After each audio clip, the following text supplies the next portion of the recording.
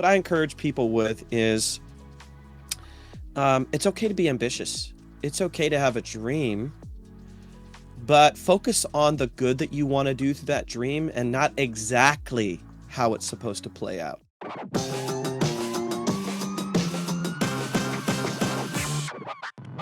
This is the Made to Advance podcast. I'm your host, Brian Aulick. We're here to inspire and equip you for your best future. Well, I am so excited about the guest we have on the show today. Dr. Nijay Gupta has either written or collaborated on 25 books. He is a New Testament scholar known around the nation and the world, and he's also an amazing dad, a father of 3, and he happens to be my brother-in-law. Nijay, welcome to the show. Thanks, Brian. Pastor Brian. I have the distinguished privilege of you officiated our wedding too. Yeah, it's been a long time, but I still, because you had it here in Holland, I still drive by that area and think all the time about you guys and wedding day stuff. Yeah, we're still married, so whatever you did worked. So good job. That's great. You know, one time I looked at all the weddings I'd done, just kind of, went through the list and paid attention to, okay, how many people were still married and how many hit bumps. And I will say, I mean, there were some divorces in there, but all things considered, the record looked pretty good. And I thought, couples, if you want to have a decent chance of staying with it through the long haul, you need to ask me to do your wedding because my batting average is strong. Yeah, you need a baseball card statistic. Yeah. I'm pretty sure there are a few things going on in those marriages that are beyond the officiant that are keeping them going. But anyway, good memories. Well, thanks for being on today. A big part of our podcast is helping people hear inspiring stories, and I just feel like your story is one of the most inspiring I know. Just watching your journey as a New Testament scholar and professor and writer, but I want to really back it up a little bit here, and let's your family of origin is pretty interesting, especially considering that you're now a New Testament scholar. So right. Tell me a little bit about your family of origin and then eventually maybe even how you came to know Christ. Yeah, for sure. I grew up, born and raised in the Midwest, not too far from where you are in Ashland, Ohio. Don't have a whole lot in Ashland. We do have a cheese barn that people pass through and check out the wares there. But my parents are immigrants from India. They came in the early 70s. I was born in the late 70s. And my dad is an eye surgeon, and he just settled in a small, rural, friendly Midwest town. And there weren't a whole lot of people of color, so I kind of stuck out a little bit in that town. I had a great childhood, great upbringing with my parents, but as a young person, especially middle school, high school, I kind of felt alone in the world. I think for a variety of reasons. Like, if you grew up in an Asian family, you're expected to be really good at math and science, and I really, really wasn't. I was like doing musicals and choir and dancing and other things, and I just didn't fit the profile of the perfect Indian son that's going to be, the president of Google or something. And then add on top of that, I was diagnosed with some stomach illnesses in kind of middle school, high school, that led to a lot of depression, frustration, all of that. And I just had your normal kind of awkward teenage stuff going on.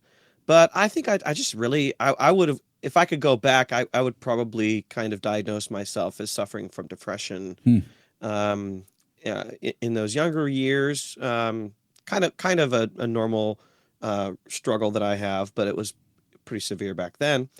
And my brother, did your parents know that you were wrestling with things at that level, or were they kind of just doing their thing? This was the 80s. This was the roaring 80s, Brian. I don't know if you remember the 80s, but you didn't really talk to your parents about stuff. No, you had like TGI Friday TV. You had TGIF TV that was kind of keeping you sane. You had Full House and whatnot. But no, my family wasn't super like, let's talk about our feelings. It was like, get good grades, wear nice clothes, comb your hair. Mm-hmm. And it wasn't a super in touch with your emotions kind of situation. My parents loved me so much, and they did a Yeah. great job raising me, and I credit them with so much about who I am. But talking about your feelings was not something Sure. that we did in our family. So you were talking about your And so I brothers. didn't know where to go with all that. Yeah. And I have two older brothers, and one brother, Neil, became a Christian when he was in college, and he wanted to minister to me. So he, came home one weekend, and uh, we were chatting, and I told him I was kind of struggling with finding a friendship group that really fit me and welcomed me and understood me, and he's like, you should go to church. I'm like, oh, church, bleh. Church is weird. People are weird there. They're all religious-y. He's like, no, I'll take you to this one church. Youth group is super fun. They do all these activities. They're not gonna give you a hard time. And he took me to this church, this Brethren church in our town. And I tell you what, Brian, this church just welcomed me with open arms. They Wow. just embraced me with the love of Christ before I even knew anything about the Bible. I was so Christianity stupid. This was like I was 16. I didn't know Easter was a religious holiday. I was 16 years old in Ohio, and I didn't know that Easter was a religious holiday. I just thought it was like candy, and I don't know. I had no clue. I mean, I had no clue. it's just so fantastic to think what you're doing today, and you didn't know Easter was associated with any religion. Well, that brings up a good point. Maybe you could comment on your parents' spiritual background, and I don't know, to be honest. I mean, I know when I stayed at your parents' house once, I opened the closet and I was like, oh, that's a shrine. I'm not used to that. But maybe you could comment on that, because that was, I mean, to some extent, your sort of religious or spiritual frame of reference.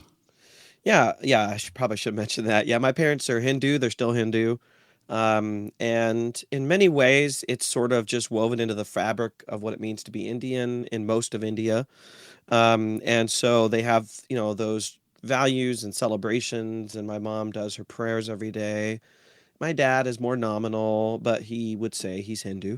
And so I grew up with that. I don't think my parents ever sat down and taught me, so to speak, Mm-hmm. but it was just kind of taken for granted that this is what you are, and you go to temple. I don't speak Hindi, at least not fluently. And so when we go to events and there was liturgy, I didn't have any clue what they were saying. But it was just sort of like the air you breathe when you're in India or when you're at special gatherings. And so, and so when Easter, let's jump back from Easter. Yeah, right. And I started going to church, and I'll tell you what, the gospel just hit me like a ton of bricks. Really? My brother gave me a Bible, and I didn't know where to start, so I just started in Genesis.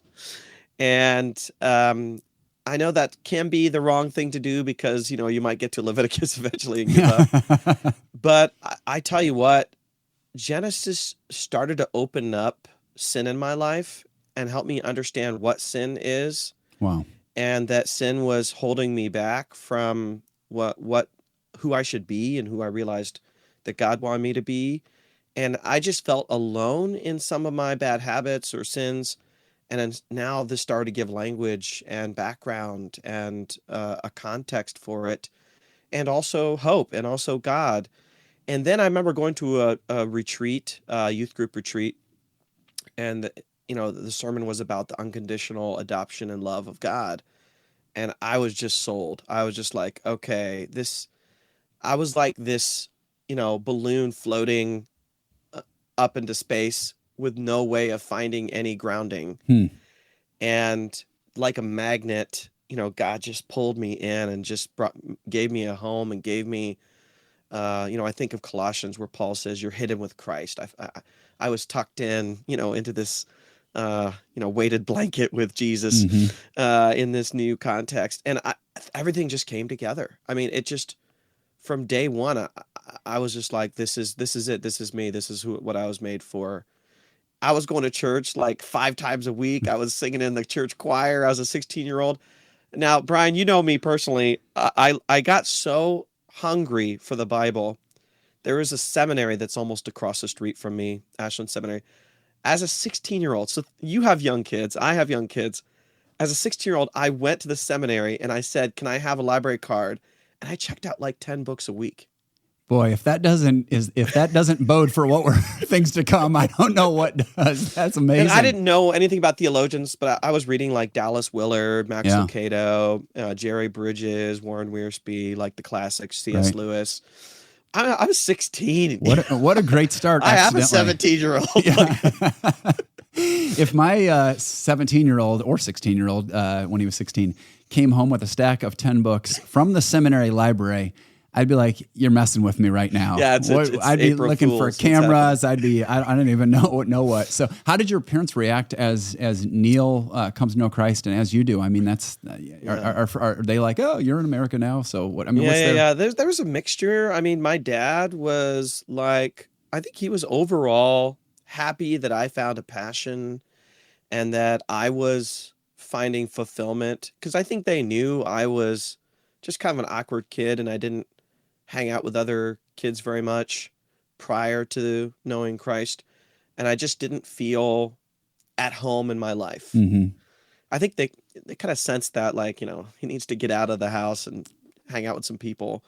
And I found this thing and I was just on fire and I was making all these friends and I was going on all these trips and there's so much joy, right?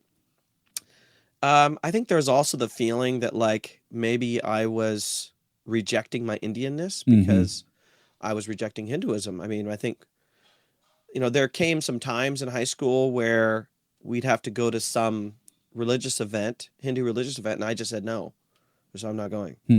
And that's one of those like. Why'd you say no? Was it because of I'm a Christian, or was it because of other reasons? What was the? Yeah, I think the church, this wonderful church, I think it was a church that also wanted very strict dividing lines. So I don't know if you remember, again, this is the roaring 80s and 90s, but I broke all my secular CDs in like a bonfire of, little did I know that U2 is Christian. Why U2? Why did I break that CD? Oh boy. But even then my church probably would have hated U2, Bono, whatever, for drinking. Anyway.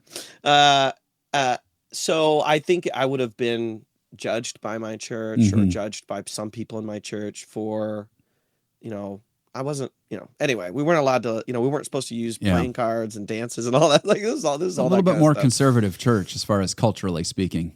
Yeah. And I think that I just got the message that it's idolatry if I go to these events. I think a little bit differently about that now. But I think for that phase of life, it was important for me to be kind of protective of kind of that growth period I was in. But I think there was some tension there with my family. I'm going to blame myself for about 60% of it because I was kind of a jerk teenager that was kind of like, forget you, mom and dad. I had some of that kind of, rebellious part of me that just, and I remember being at a Christian conference, youth conference, and the speaker said, how many of you want to be missionaries? And we're like, yeah, we want to be missionaries. He's like, your first missionary context is your home. And we're like, oh no. It's like, go call your mom. So I literally went right then and called my mom and apologized to her for being a jerk. That is a good story. So they ultimately adjusted to kind of, this is the direction you were moving. Honestly, it's funny you talk about the breaking the CDs thing.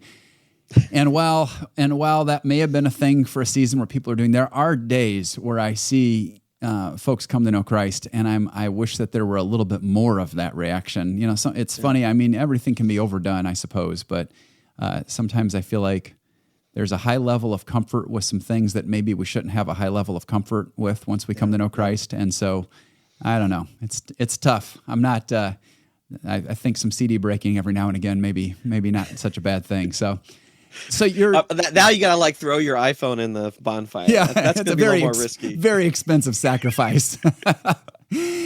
So you're going along here. You're part of church. You're growing in Christ. At what point? I don't think I've ever asked you this question. At what point did you start sensing some kind of call to Christian scholarship?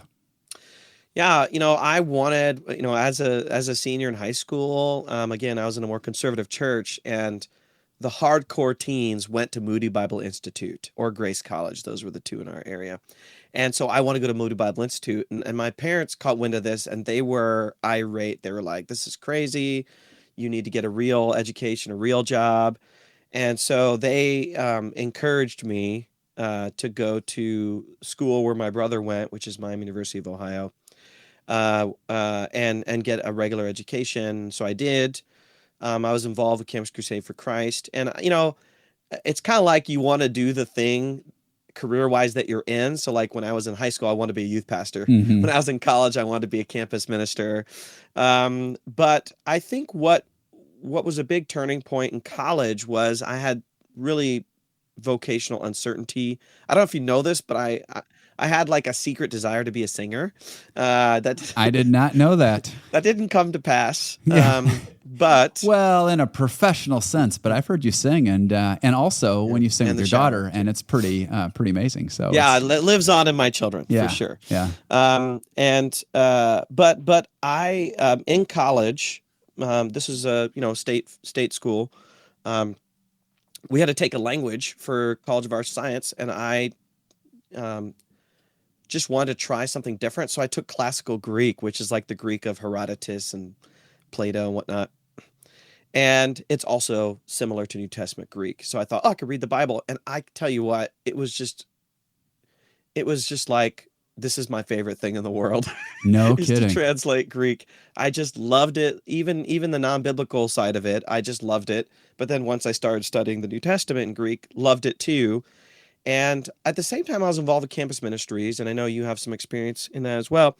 And even though I loved the training I received, I felt like they were kind of cherry picking verses from the Bible to teach good things, but they weren't using lots of other parts of the Bible, like what's First Chronicles for, Mm-hmm. or what do you do with Lamentations or the Minor Prophets? Like, what's with this all this, like, who reads Jude and why? And so I really wanted to go to seminary, and I didn't really want to go to seminary to pursue pastoral ministry per se.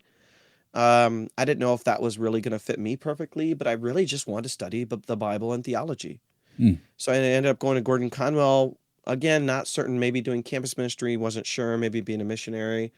I went to Gordon Conwell mostly to study biblical languages and also to study with a guy named Robert Coleman, who was kind of a legend in crusade circles for writing the Master Plan of Evangelism.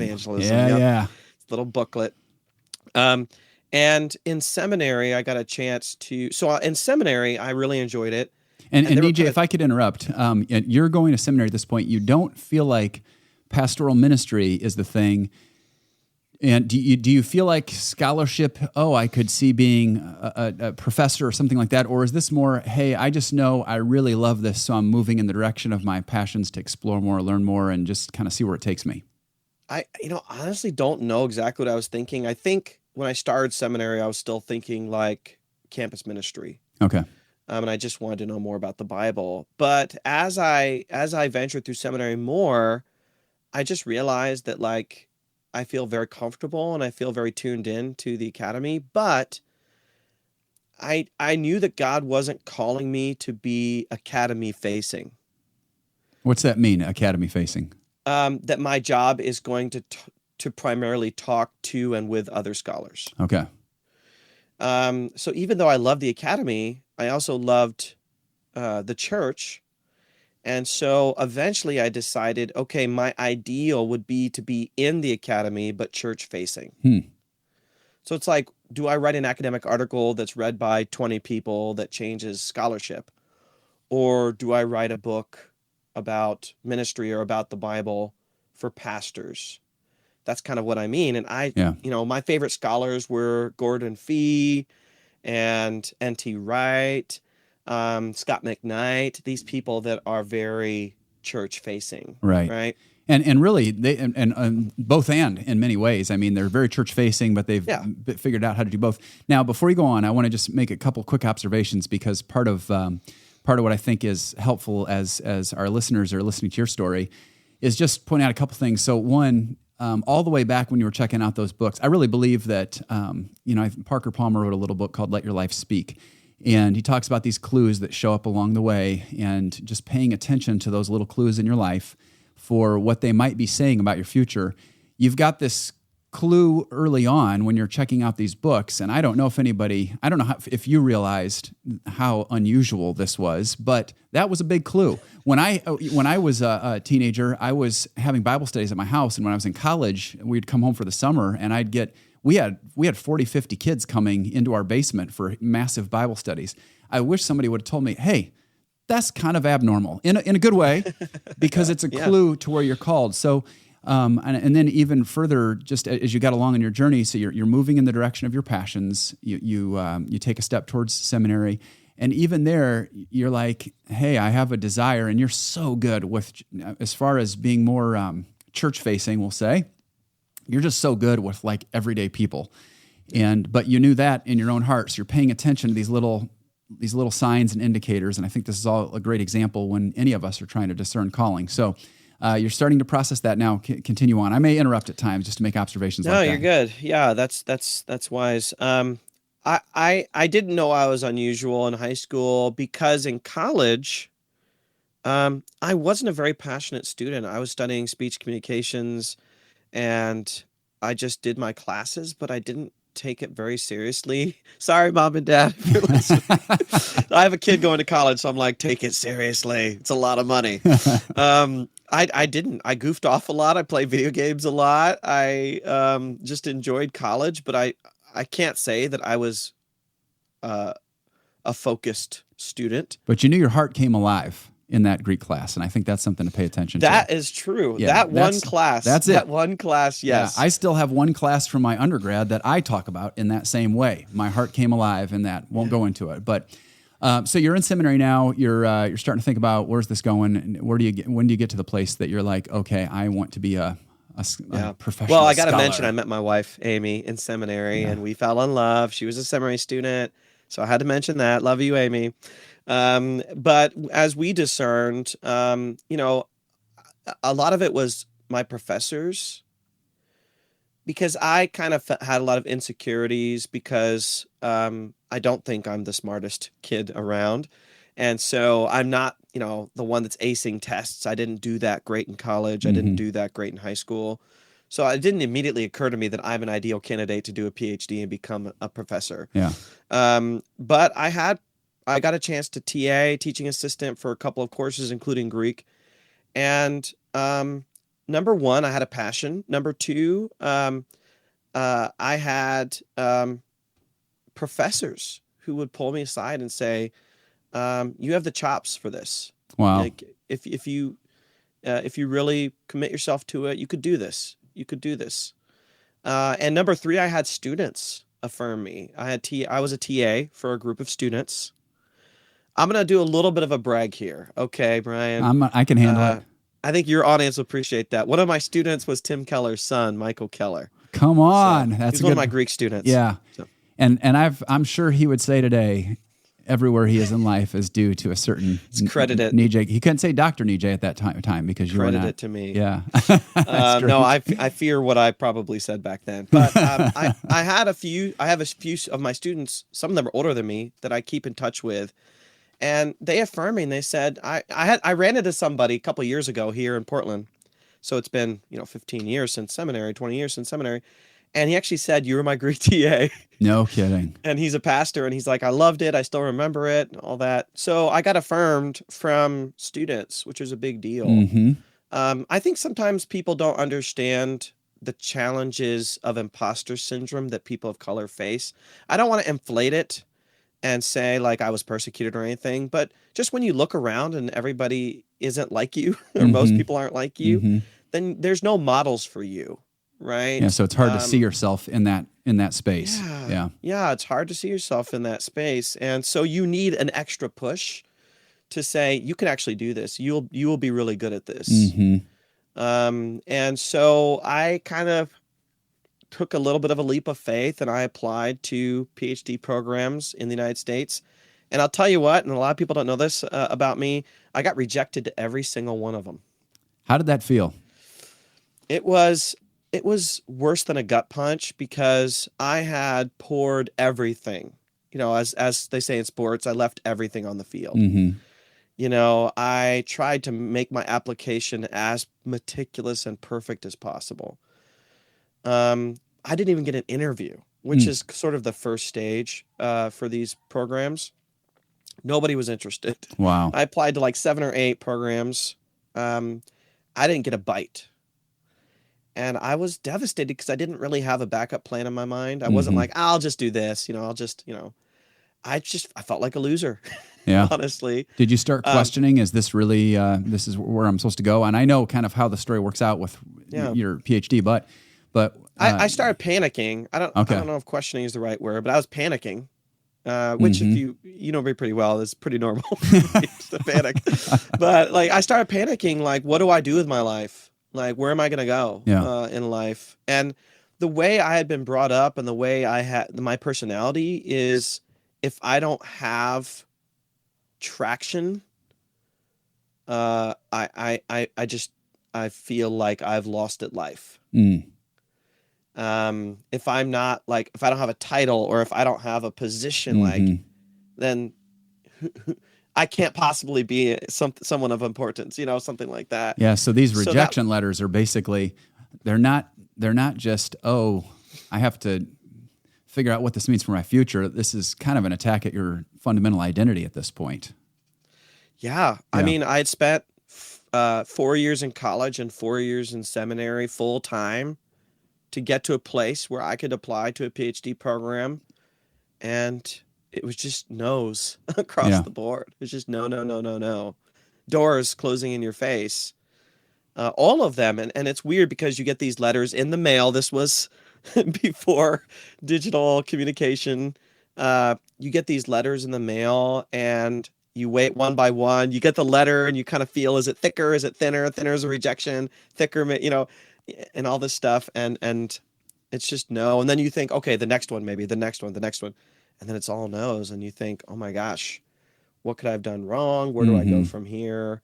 And Amy and I had to have some hard conversations, like, what do we do next? Do we pivot to her career? Do I do another degree, which I didn't want to do because I already had 2 masters?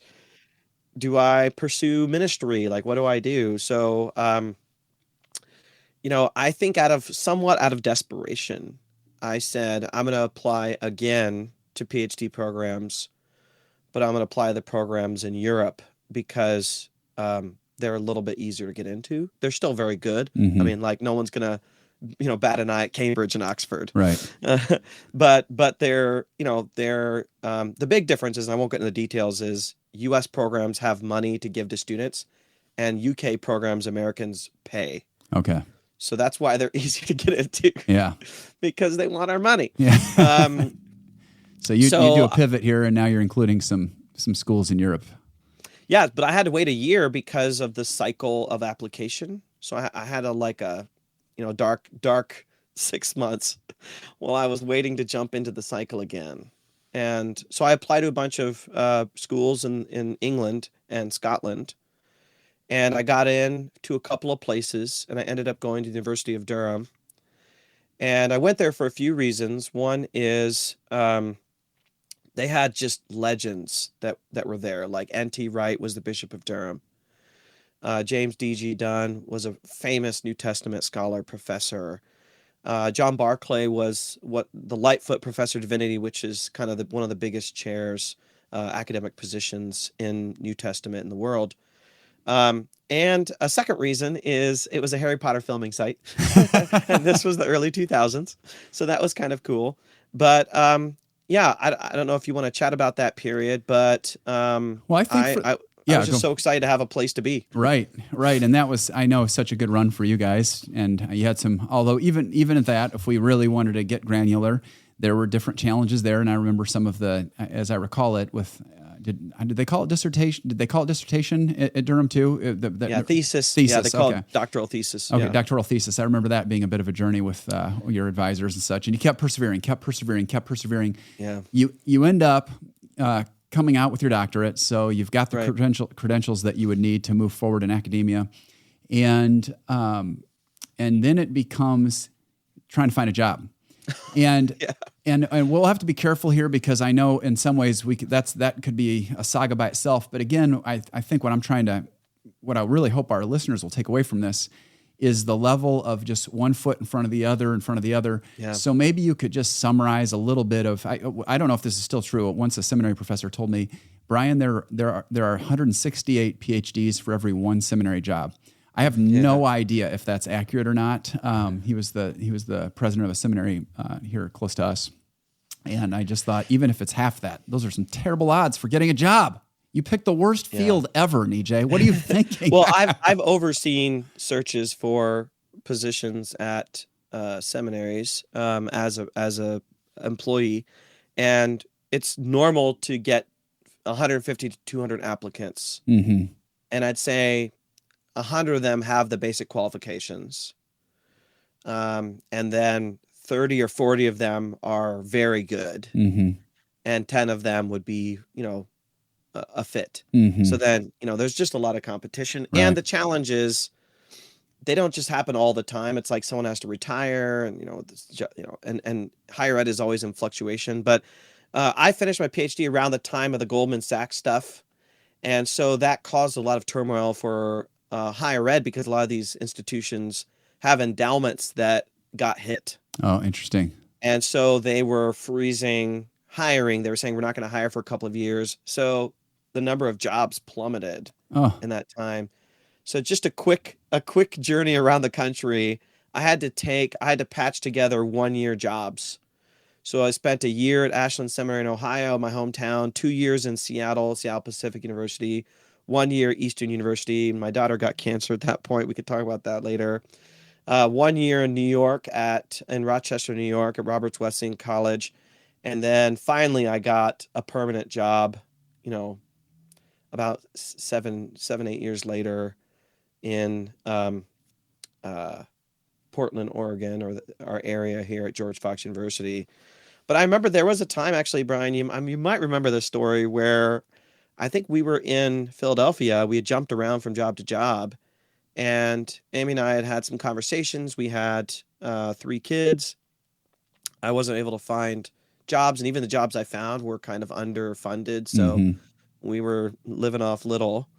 And 5 people, 4.5, because we had a baby, sharing one bathroom. Not a good situation.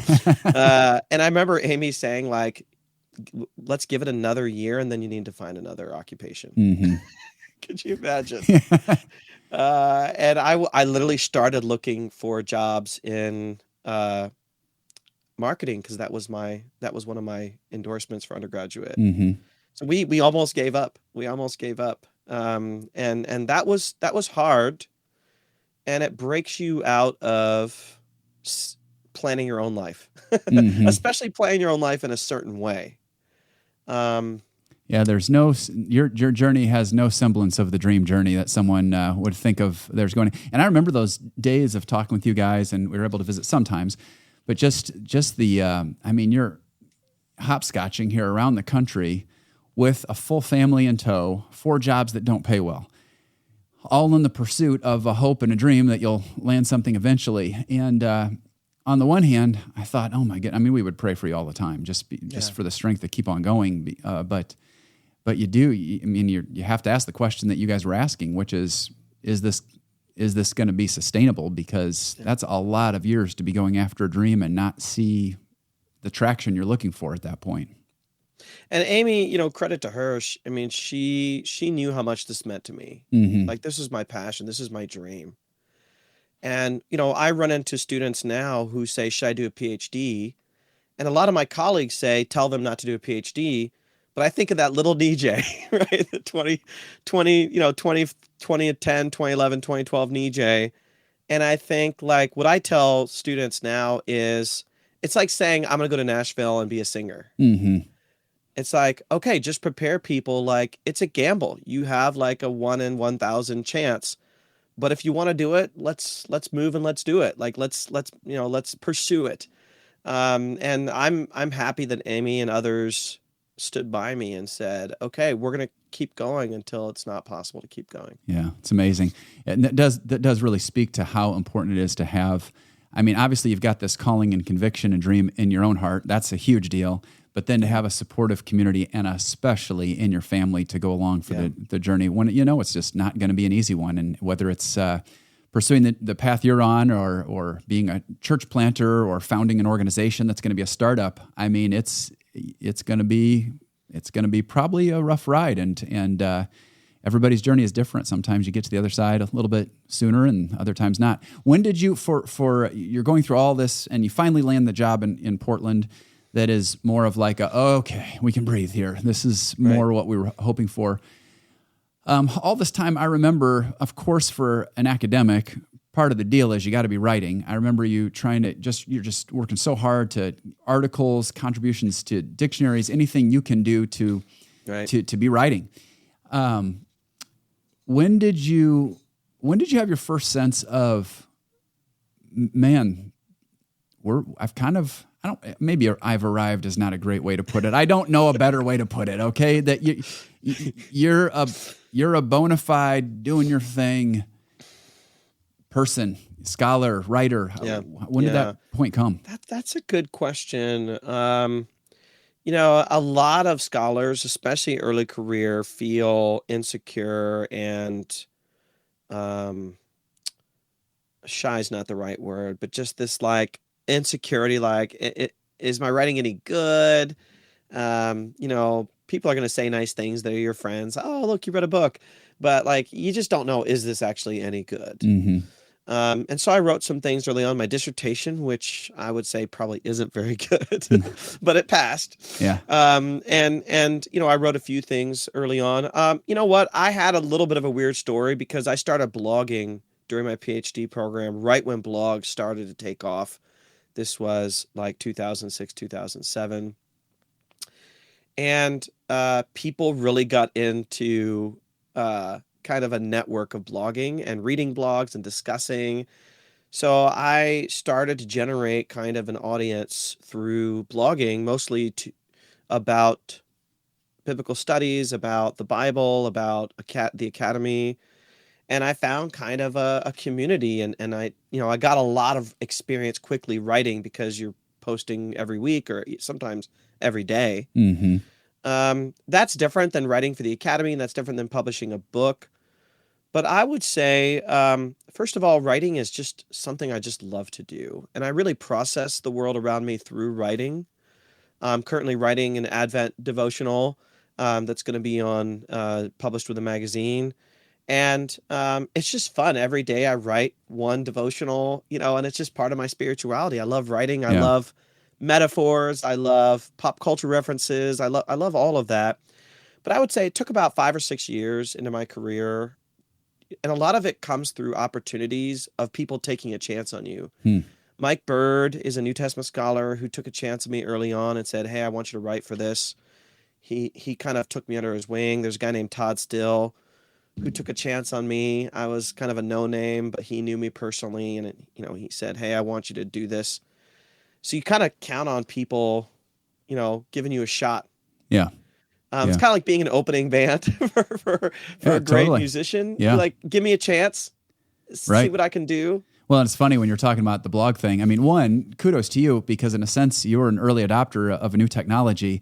And we don't think of the academy as being, wow, so, front edge on it when it comes. But you were, and that helped. And it's funny as you refer to music, the music business, because I was thinking as you were talking about blogs, just when artists now can sometimes post some songs or whatever online, they're not signed or anything, and they just blow up, and that leads to so many things. So it's cool to see that. But at the end of the day, you built relationships, and so much. It's funny because sometimes people get real strategic with, I want to line my life up in a certain sort of fashion and make all the right moves and this and that.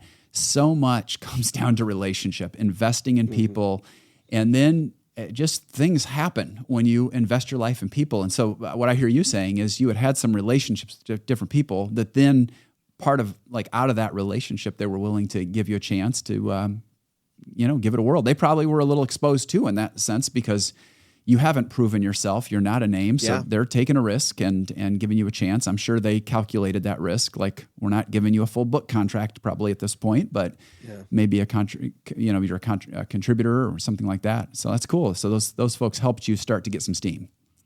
For sure. And so it's like going to conferences where people are giving presentations and then someone hears your presentation who's a little further ahead and they say, hey, I liked what you did. So you got to show up to those conferences. You got to be putting yourself out there. I mean, I end up comparing the academy a lot to the entertainment industry because a lot of it is hustling. Yeah. My family and I, we watch Shark Tank a lot, and it's a lot like the business industry too. You got to take chances. Yeah. You got to find networks. You got to take risks. And sometimes it pays off, but sometimes it doesn't. So honestly, I credit part of my success to luck, honestly. Yeah. Maybe you could call it, divine providence, but I would probably call it luck. I just happen to be in the right place at the right time sometimes for someone to say, "Hey, I read your book, or I saw your blog post, or I saw your magazine article, and I really liked it. Would you write for this?" Yeah, I think that anybody who has accomplished significant things, they're going to say, "This, I had some fortuitous circumstances that really opened some doors that I could have never in a million years manufactured." And you'd be a fool to try. You'd be a fool to say, "Oh, I'm a self-made person." You don't want to underestimate the force of grit, like you're saying. I mean, you guys were grinding. There's no getting around it with putting yourself out there, and you're traveling and you're writing and all those things. But at the end of the day, you had some great opportunities along the way. Now, while you're doing all of this, all the health issues you mentioned at the very front end, some of those things that surfaced when you were a child. Yeah. Or at least a teenager. I don't know when you first knew some things are going on with my just my body, but those things didn't go away. And so maybe you could share. I mean, you've had to navigate. You're in a field that really is given towards travel, towards presentations, and conferences, and all these things. And you wrestle with some things that make traveling a little bit of a challenge. Talk about that, and talk about how you've navigated those things. Yeah. Yeah, I have irritable bowel syndrome, which, it's not very fun to say, so it needs some sort of cool name. Like name it needs to be like the Aulick syndrome or something. Give us some cool name. The Engedi syndrome. That'd be better. Yeah. It does feel like people come up with names for things that just like you just say it and you go, ugh. But anyway, so I don't know if I want it named after me or the church that I lead, though. So we'll work on that after this. All right, we'll keep working. But and that it means that I just have stomach issues and makes traveling really difficult. And I've had it my whole life, and my whole marriage, and my whole career. And I kind of think of Paul's thorn in the flesh from 2 Corinthians, where it is, as much as I pray for it to go away, and people pray for me all the time, it keeps me humble, and it keeps me close to God, and it keeps me tuned into my mortality, my humanness, and it makes me long for a world remade. Yeah. And so I don't get too settled. It's almost like an electric prod. Every time I feel really comfortable in the world, this prod hits me. When I turned 39, I got shingles. And it just... Who gets shingles when they're in their 30s anyway? I mean, come on. I do. Yeah. It's my neurotic... Yeah. Yeah. We could spend a whole podcast on my health problem. But that kind of screwed me up. It screwed up my health in a variety of ways, and my stomach and other things. You add the pandemic, because irritable bowel syndrome is made worse by stress, so you add a pandemic on that. But in terms of like my career, I think in some ways I had to say I'm not like other people. But at the same time, like Amy and my parents and other people have always encouraged me, like, face your fears, face your challenges, and basically like say, screw you, I'm going to do this anyway. So I still do the traveling. Yeah. Only recently have I been working with a spiritual director who's kind of like a therapist, but he doesn't have a therapy degree. But and working a lot on healing my inner self so that I live more at peace in my life. I've been working with him for about 3 years, and I tell you what, Brian, it is transformative. I wish I would have been working with a spirit. I wasn't at the place where I understood I needed it. Yeah.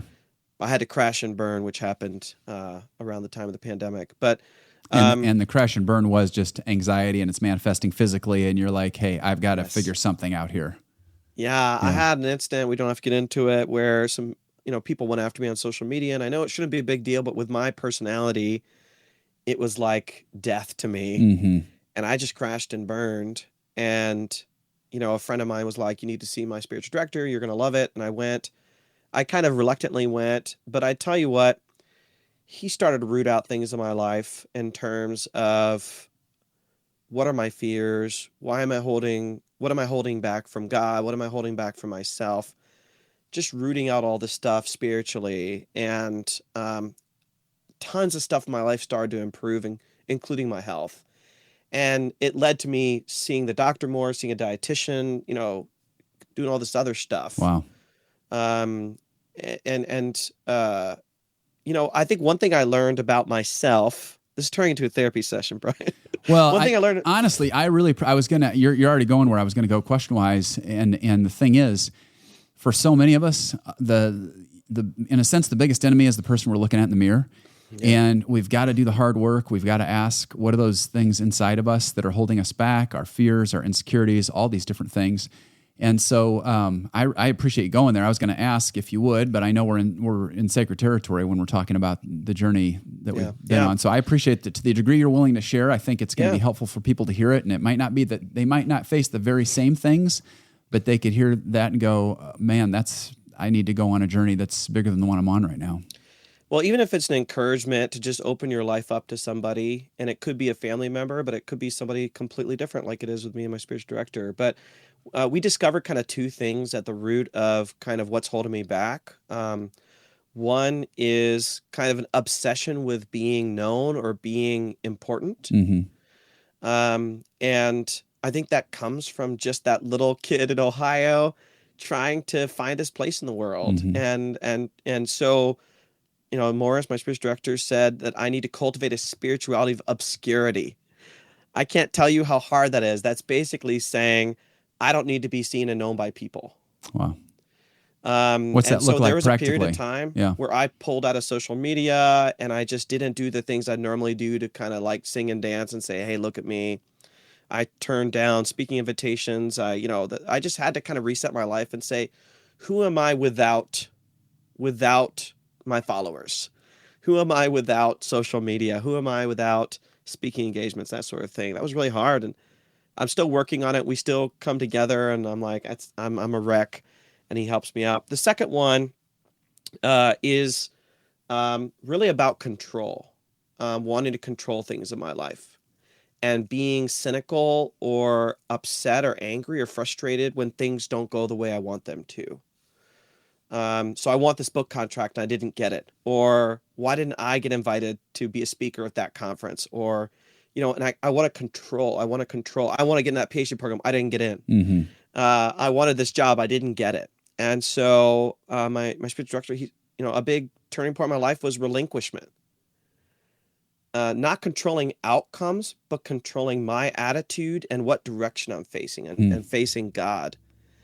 And saying, whatever way you want the path to meander. And I wish I'd known this 15 years ago, rather than being neurotic about, I must get a job, I must do this, I must do that. That's about control. And instead of saying, I'm going to point my life in the direction of Jesus Christ, and I'm going to wrap everything I am around listening to the Spirit and walking the footsteps of Jesus. Mm-hmm. And the hardest three words, come what may. Like I can't tell you how hard that is for someone like me. Yeah. Just that I have this obsession with, I'm going to win this award. Yeah. I'm going to get this job. I'm going to be, and now I'm just like, I just want to live every day pointed in the direction of Jesus. Now I'm at a place where I can do that. So I think there's a little bit of convenience there. Yeah, I hear you. But now if you had, that's kind of, I was going to ask you this. So if you've got a sense of calling or a dream or a goal, on the one hand, you have to orient your life to some extent toward that goal. Obviously, Jesus first and foremost, beyond any career or whatever. But if you had to rewind the clock for the person who's earlier in their journey, they need to maintain this goal and move in the direction of it, that the calling that they feel like God's put on their lives. But what I hear you saying is also just hold it a little bit more loosely and not maybe, for lack of a better term, let it become an idol almost. Would you say that's a good summary, or would you say, how would you give advice to somebody who's on the journey who says, no, I've got to do the grind. I mean, there's no shortcut for the grind, but how do I do the grind and simultaneously not get stuck mentally and spiritually in it? I like the way you put that. I might say, if you're thinking about kind of bowling in the gutters, right? You want to avoid the gutters of fear and bitterness. Like that you want to exist in the space between those things. And I'm just thinking about my own life and how much I acted out of fear, in extreme ways that just aren't rational behavior. Because I was so afraid of what might happen or what might not happen for me. And as we know, that kind of fear doesn't come from God. That kind of fear comes from a desire to control your own life and protect yourself from harm. The other gutter is bitterness, where you're like, I'm trying to start this business. So-and-so didn't give me a loan. They're dead to me. And I used to be like that. Yeah. I used to be like, why didn't you help me? And I used to hold on to resentment and bitterness. And that relinquishment is just like, bless you, go with God. It's okay. God will find another way. Like, that sounds cheesy. It sounds platitudinal, but I probably screwed up my health, being bitter at other people. There's a famous quote. I think it goes back to Nelson Mandela. Resentment is like me drinking the poison hoping you will die. Yeah. I always think about that quote because you're hurting yourself when you resent. And I think in my journey, I kind of wrote people off who didn't give me an opportunity or who said no. And I held a grudge on some of them. And now, I'm not saying I'm perfect, but, now that I have put my finger on where my vices are, I can more easily be like, I know what you're doing, devil. I see this one coming a mile away. I'm letting go. Go with God. You're good. Yeah. And there's times where we have to have hard conversations or where we said, hey, you should have pulled through. But generally speaking, there's no good that comes from holding on to bitterness. So what I encourage people with is, it's okay to be ambitious. It's okay to have a dream. But focus on the good that you want to do through that dream and not exactly how it's supposed to play out. Oh, that's good. Because you'll spend your whole life missing, and this is one of my problems, is I live in the future. I live in the next goal rather than living in my current life. And my wife has had to kind of point this out in my life because I would be like, I can't wait till my kids are teenagers. I can't wait till they're, and she's just like, you're going to miss the fun that you can have now, hoping for the next phase to be more fun. And I think that way generally in life is like, I want to get tenure or I want to get sabbatical. It's like, well, maybe there's another pandemic. Maybe your kids are home because of a school strike, which is happening now. And you're not going to get those things. Can you still find joy and peace in God? And a lot of that for me is letting go of the how and being focused on the what for. Well, that's so good. Do you find yourself, Nijay, and particularly with your spiritual director, is it for you a lot of, I know you're saying that you can see some of those traps or temptations coming. Is it for you a lot of, do you find yourself saying, what lie am I believing that I need to replace with truth right now? Is that a kind of a conscious discipline for you per se or not? I think a lot of it is just bring spiritual attentiveness to the things that you're feeling and thinking. So, for example, I had a crisis at my workplace earlier this year. And I remember, my spiritual director saying, if Jesus were in the room with us right now, which he is, what do you think he would say to you about what you're experiencing? And that just opens up, he doesn't want to just tell me what to think. My spiritual director, he wants to say, if Jesus were here as he is, what's he saying to you? Or if he's hovering over the place where this problem is happening, what intercession is he making? And he's kind of opening these questions to lead me there. And I'm just, even as kind of a seminary professor and a pastor of sorts, I'm surprised how often I'm not thinking spiritually about the things that my stomach and my heart, the pit of my stomach and my heart are anxious about. Yeah. Well, thanks for sharing so much of that. And we spent a little time with one of your recent books. I just, one of the things I've seen in your life over the last years, and we don't get a chance to hang out in person very often. We talk on the phone here and there. But I've really seen that internal change in you. I mean, you sense it just in terms of how you process, how you communicate, even how you talk about work. I wouldn't have put. I knew you were working with a spiritual director, but I didn't know the fullness of what you just shared. But I would say I have absolutely seen the fruits of that just in sitting around around holidays talking. And so it's really, really cool, and just so affirm you for doing the hard work. It's such a great example too, when you're thinking of the relationships you have with students and others who are earlier in the journey, and a chance for you to speak in and help them, avoid some of maybe the missteps, or at least share with them some knowledge they can catch a little bit earlier in the journey. I want to shift gears just real quick here. And I've got a book cover here because I read most of my books on iPad. I'll see if this shows up. I don't know, but Tell Her Story. And this recent book, and it's talking about how women led, taught, and ministered in the early church. A great book, and has just taken off as far as... has this been your most popular book to date? Yeah. By far. How many prints are... this is like fifth round of...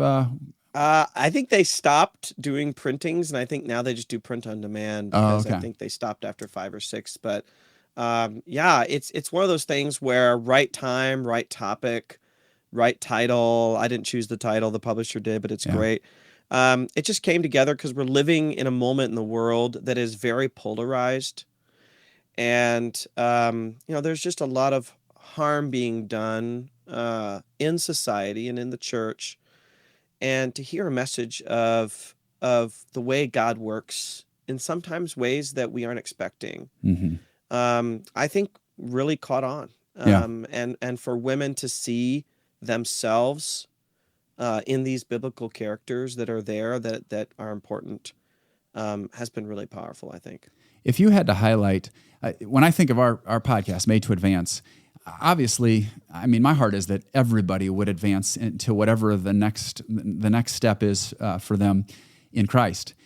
Obviously, for female listeners in particular, this is a powerful book, Tell Her Story. For all of us, it is, but it really does highlight women who are used in Scripture in just powerful ways, and maybe sometimes overlooked. If you had to pick, and I know this could be a long conversation in of itself, but let's say one Old Testament female leader and one New Testament female leader, who would you pick as far as just highlighting? It could be because they're big and famous and known, and it could be I'm going to pick this person because they're frequently overlooked, and yet when you dig in deeper, you're like, wow, they were used by God in a powerful way.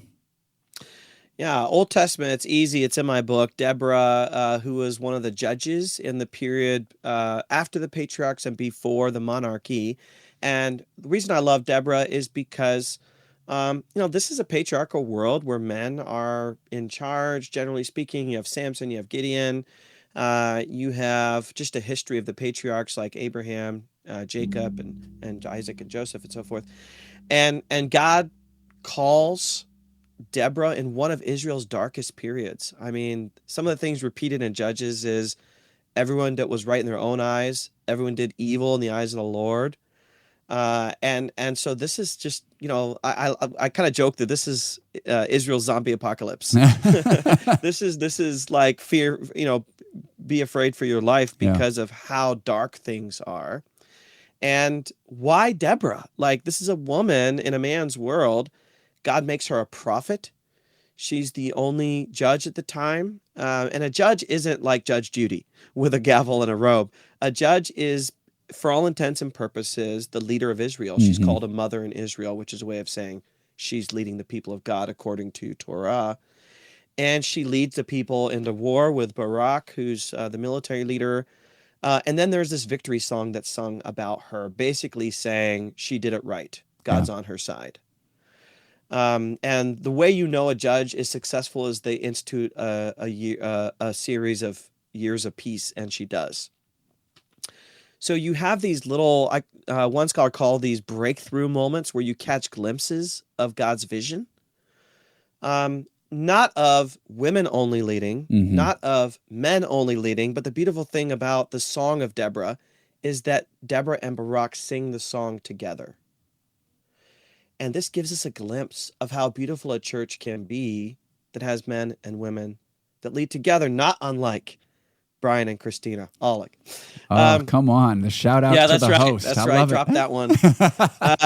Now, New Testament, I mean, there's so many people I could speak about, but lately I've been thinking about Mary Magdalene because we learn from the Gospel of Luke, she started following Jesus because she had been healed from some malady or exorcism.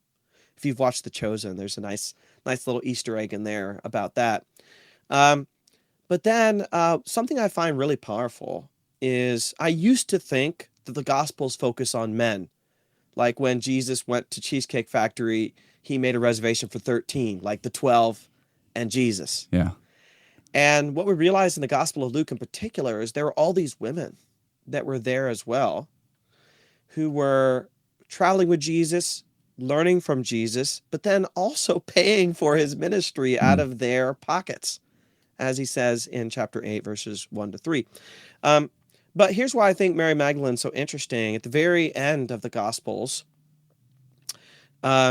Jesus is at the cross, and the men are nowhere to be found. Only John shows up, according to the Gospel of John, and the men have scattered and hidden because they're afraid.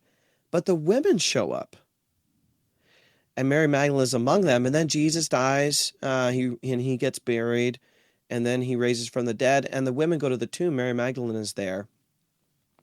And Jesus appears to her and has this tender moment where he says, "What are you looking for?" He's kind of in disguise. It's kind of a little bit of a trick.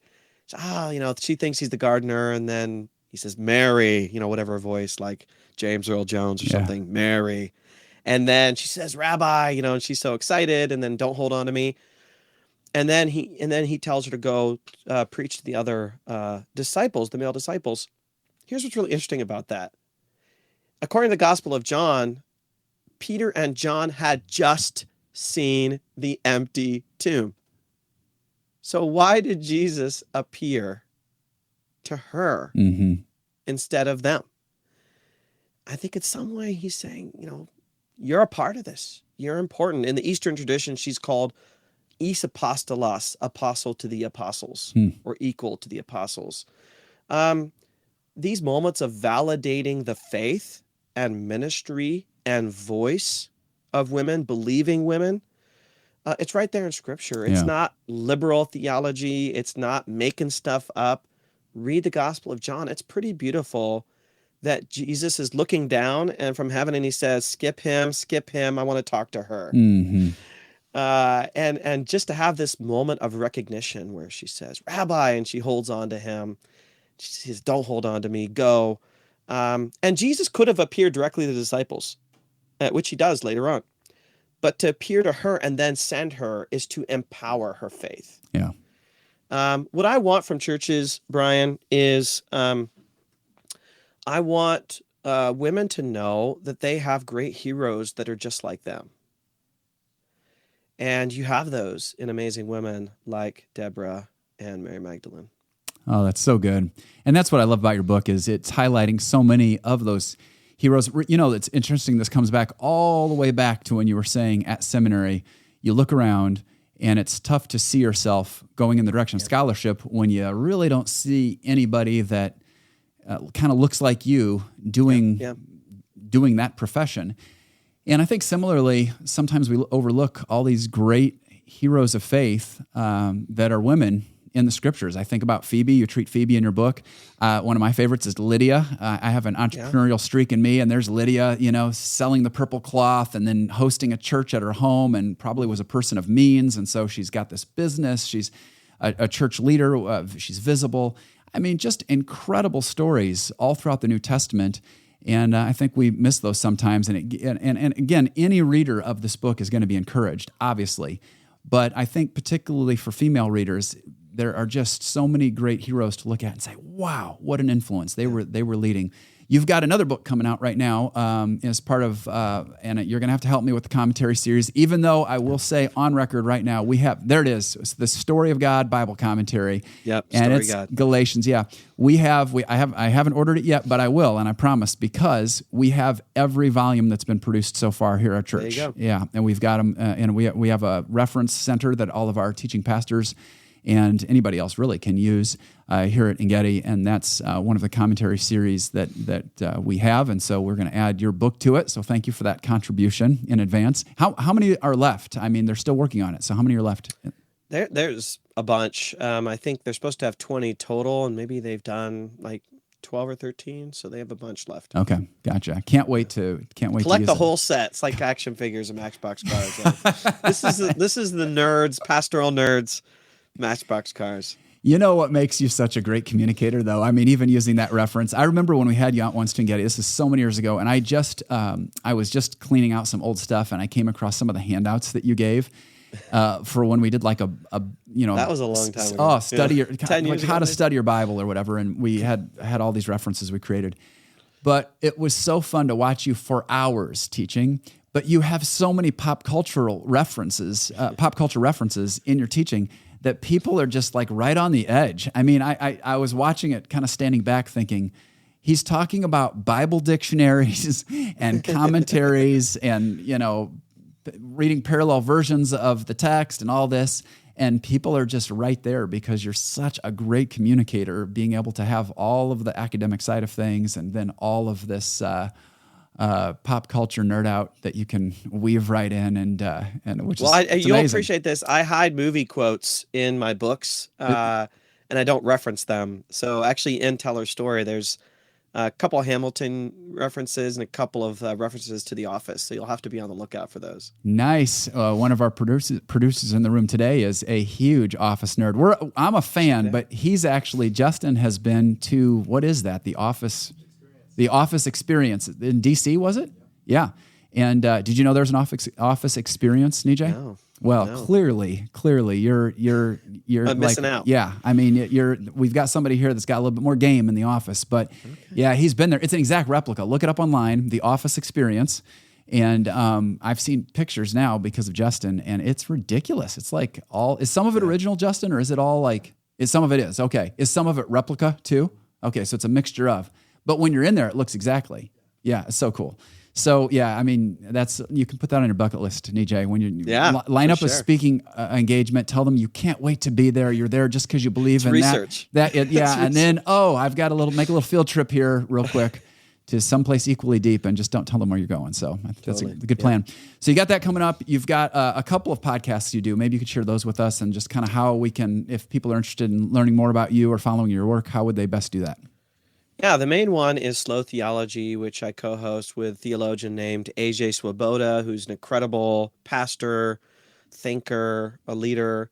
And that really is helping people journey through what's called deconstruction, where you have these things that you thought were always true, and now you're questioning them, or experiences in church that make you start to doubt Christianity. And we're just two people that love Jesus, that want to talk honestly and vulnerably, but also with hope about the church, about the gospel, about the Bible, about Jesus. And we're actually working on a book on it right now called Slow Theology. Oh, cool. And the second one is Crux Sola Podcast, or Crux Sola Radio is what it's called. And I interview scholars, kind of like you're doing right now with me, and I talked about their latest books. But if you just have time to listen to one thing, definitely check out Slow Theology, because we really have a ministry there of giving people hope in, I think, some of the darkest times for Christianity that we've had in recent years. Yeah, I know you guys kind of made a pivot in the podcast at a certain point, and man, I've really appreciated what you covered at the beginning when you guys first launched. But even what you're doing now, I just couldn't commend it enough. And when I was recently preparing a list of resources for our church to just grow and build their faith and whatnot, I included you guys' podcast. And I know people here at Engedi have really appreciated it. So thanks for the work you're doing on Slow Theology.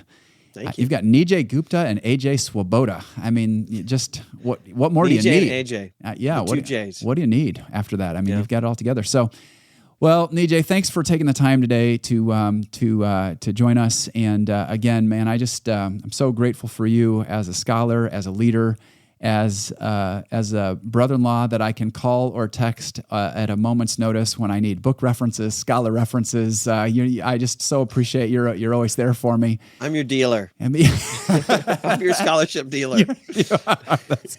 Yeah, so I just appreciate that. And of course, what I most appreciate is you're a great husband to my sister. And I just love you, and I appreciate you. I respect you. And I pray for you just about every single week, just praying over you. I pray for, obviously, my nieces and nephew in Portland, and just that God would continue to give you all great favor as you're faithful to Jesus together. Thanks for being on the Brian. show. Yeah, great to be with you. Great to be with you as well. We'll talk soon. Bye. Well, I'm so thankful that today we could talk to Nijay. I feel like I should probably call him Dr. Gupta, but when he's your brother-in-law, you only say Nijay. And man, just Nijay's realness as far as his own journey of dealing with insecurity, depression, at the same time sensing I've got a call in my life, and I'm going to move forward into that calling with faith. What a great example. And I'm so thankful for his perseverance. I'm so thankful for his grit to continue going after it.